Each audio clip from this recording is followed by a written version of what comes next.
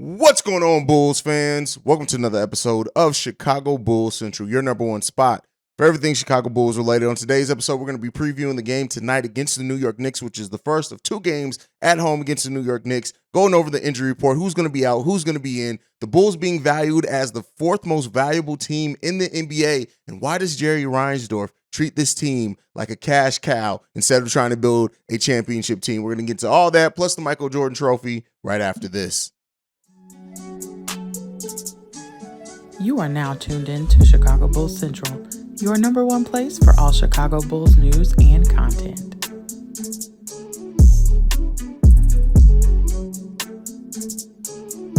All right, Bulls fans. So, as you guys know, I've been saying it for a while now. It's predicting a Chicago Bulls game is one of the most difficult things for a couple of different reasons. Especially when we have injuries, not knowing exactly what the lineup's going to be, who's going to be in the rotation, who's out of the rotation, what level of player we're going to get from the Chicago Bulls. Are we going to get the Chicago Bulls that show up and play with some heart and some pride? Or we're going to get the Chicago Bulls that come out flat? Like, there's so many variables that when it comes to the Chicago Bulls, and that's one of the biggest things that has been irritating this season, is you can't bet on a style or level of play from this team as a whole. You just can't. You know, some players who are going to bring it every night. Alex Caruso, if he's out there, is going to bring it on the defensive end every night. But even then, sometimes, especially when Billy Donovan puts him against longer players, he may get cooked at times. You know that Drummond's going to rebound the ball well, play with some injury. You know, Goran Dragic is going to kind of run that offense when he's out there with the bench unit pretty solidly. You know, DeMar DeRozan is going to maybe have a bad first half and have a much better second half and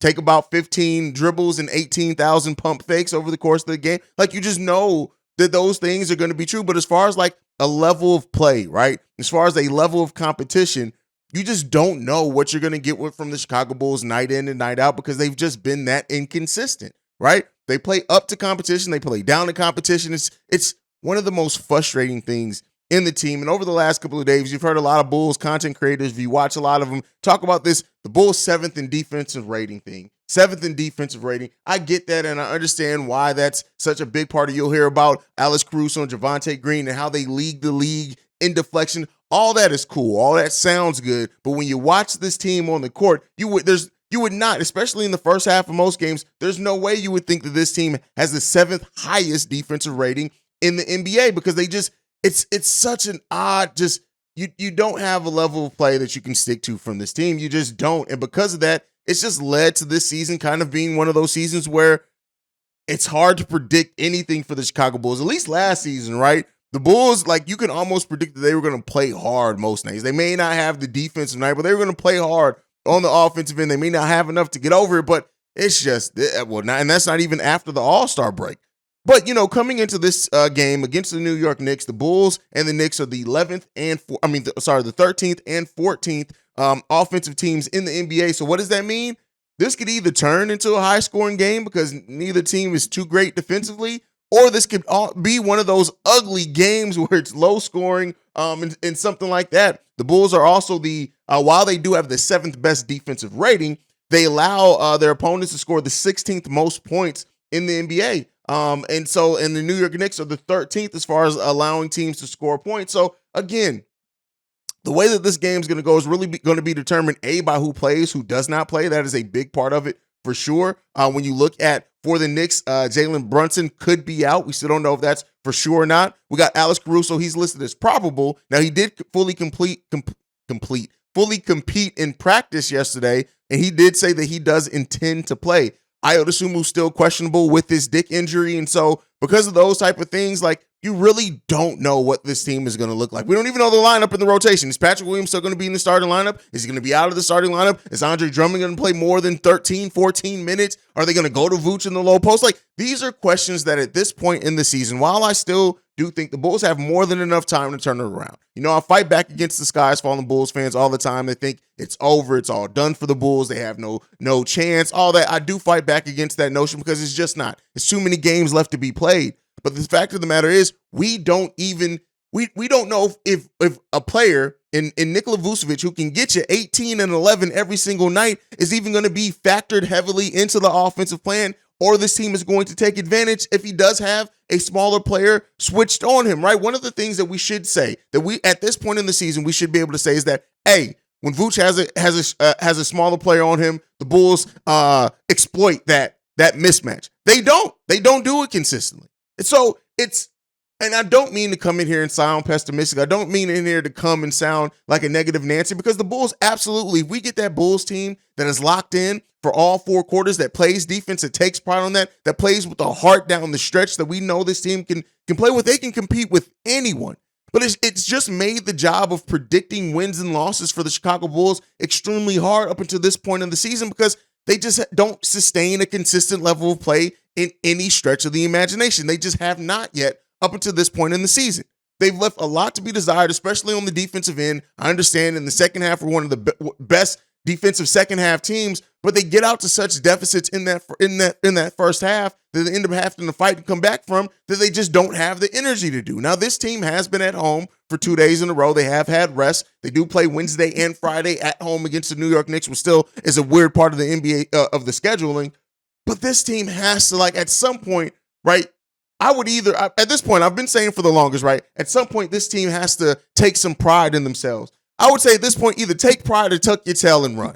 Like, one or the other. I can rock with, if I could just know one way or the other what the Chicago Bulls team is going to do night in and night out. And we just don't. That team that wears Bulls across their chest, right? It sucks that I can't say by any realistic perspective that we can bet on any level of play from this team, right? But we know what this team can be when this team does execute. If Zach LaVine is hitting his shots, if the ball is moving around freely on the offensive side of the ball and not sticking in one player's hands and going heavy isolation ball, we look like a way more formidable and scary offensive team when we're moving the ball around. But the fact of the matter is, we just haven't had a large enough sample size and to see this team do it consistently enough to where we can bet that that's the level of play that they're going to bring against the New York Knicks. Being realistic about it, not being optimistic, not being pessimistic, just being real and honest with this team. You cannot sit there and say that you expect this team to execute in any way every single night as a team, right? Like I said, we can talk about individuals all day, but as a team. And that is why you see such the discourse amongst Bulls Nations. That's why you see the varying opinions amongst Bulls Nations. That's why you see the question marks around the extension of Billy Donovan when you have a level of, like, some of this has to go on the coach. I'm not saying it's all on Billy Donovan, right? I'm not Ricky Carroll where I blame everything on Billy Donovan, and I'm not Pat the designer where I abstain Billy Donovan for some of the things that he does either. Every facet of this team, coaching, players, bench, everything has been so up and down, and some of the other things play into that, right? And injuries and not having certain players on certain nights, I get all of that. But for the Chicago Bulls to have the next 2 games at home, and if we keep talking about, will this team make the move and finally start getting above 500? Well, hell, I would hope so. But you can't bet on hope, right? You can say hope got up all day. That's a church thing. You guys may not understand that. But with that being said, we can talk about the hope. We can talk about what this team can do. But I said it. I think at this point it was maybe 2 weeks ago. You got to show me. And this team has not shown it. In their last 6, they are 4-6. 2-4 in their last 6 games. 2-4. And you remember when we had the back-to-back wins against Washington and Dallas and it felt good, right? This team, if they do win these next 2 games against the New York Knicks, and like I said before, I am calling it. Wynton Mahorn in the comments said, to him, every single game is a must-win for this team at this point, and I can understand that. I try to be more realistic. There is part of me that absolutely when it says every single win is a must-win for the Chicago Bulls, but I'm going to say this. Every single game is a game where this team needs to show, win or lose, that they can play with the heart and the execution consistently, right? Because you can execute a perfect game plan and still it result in a loss, and that's okay as long as you don't look like you were just completely outworked and caught off guard out there. But this Chicago Bulls team has to get their crap together, man. Or they don't, right? Or they don't. And then shout out to the Orlando Magic, who can get a top 10 pick from a team that should very well be a playoff team.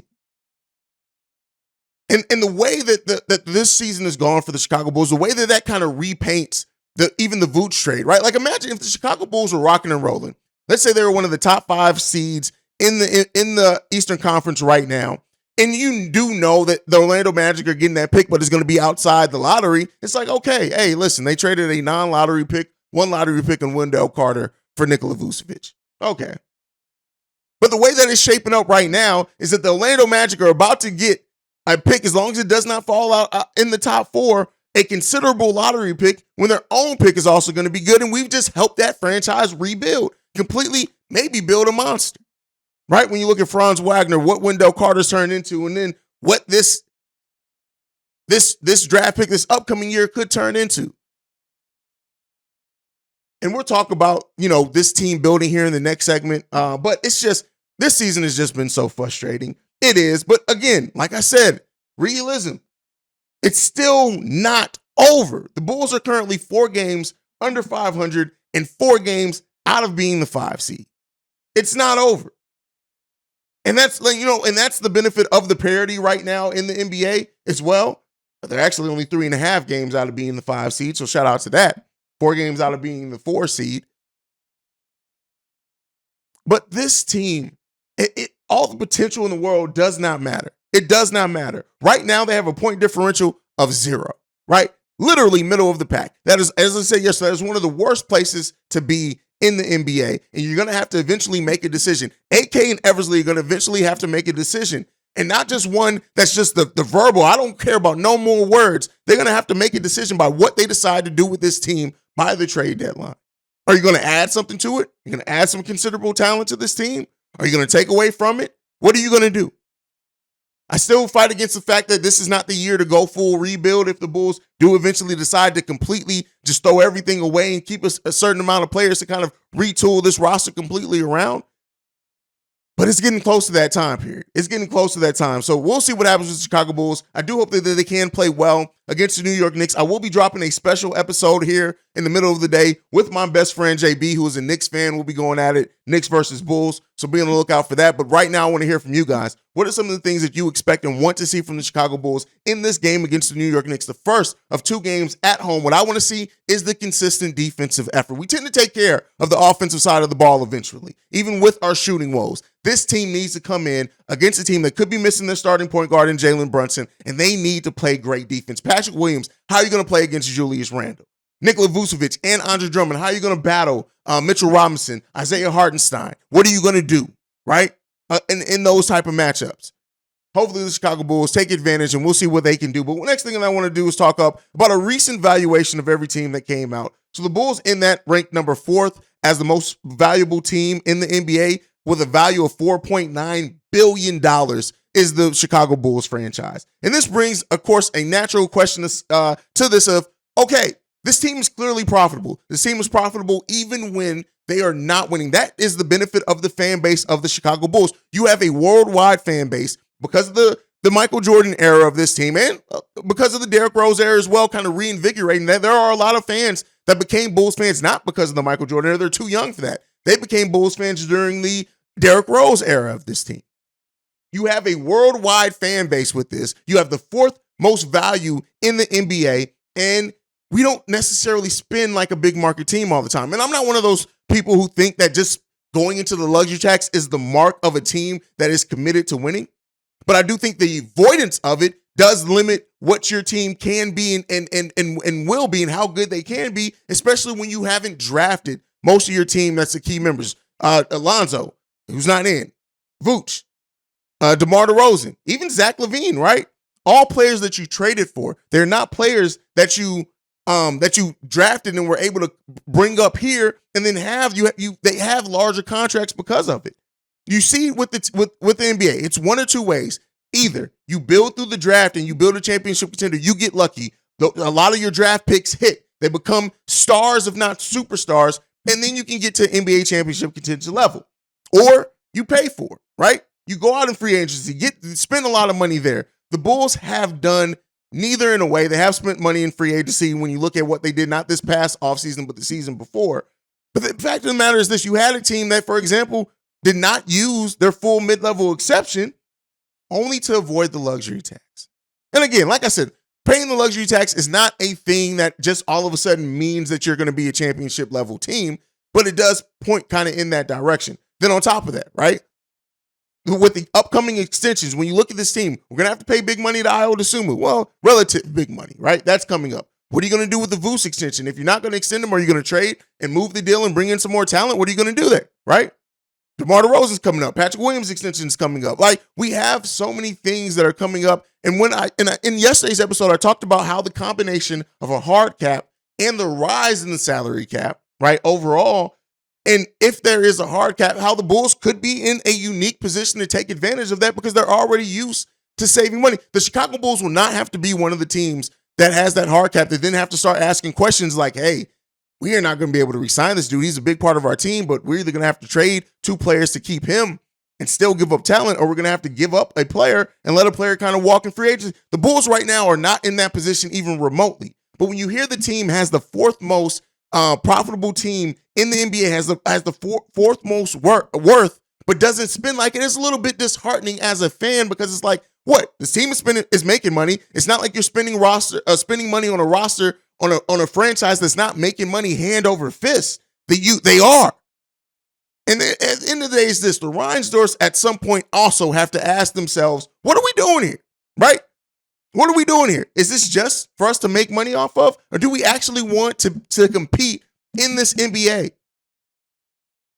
It's a little bit frustrating to hear as a fan. I'm not going to lie. It's good to hear that we have that type of fan base, and that's why Bulls Nation is such a special part of the basketball community. But at the end of the day, it's this, man. Some of the questions that we're dealing with, some of the things that we're dealing with, like, we don't even know if this team, even if a trade or a player did become, let's say, next offseason. I've told you guys, the Chicago Bulls can have about $15 million in cap space next season. Are they going to spend that? Are they going to spend all of it? And they'll have a mid-level exception. Are they going to spend both of those? Or is the fear of going over the luxury tax going to stop this team from adding the much-needed talent to this roster? Just questions, man. Just questions. Let me know what you guys think on that one down below. Before we end today, we have to talk about, I'd be remiss if I did not talk about the NBA renaming the MVP trophy the Michael Jordan Trophy. And what that means. Like, and there's so many layers to what this means. Like, the base is like a 5-sided base, which represents his 5 times that he's won the MVP. The weight of it is like 2.3. Like, it's they cooked in a lot of like Easter eggs, I guess I would call it.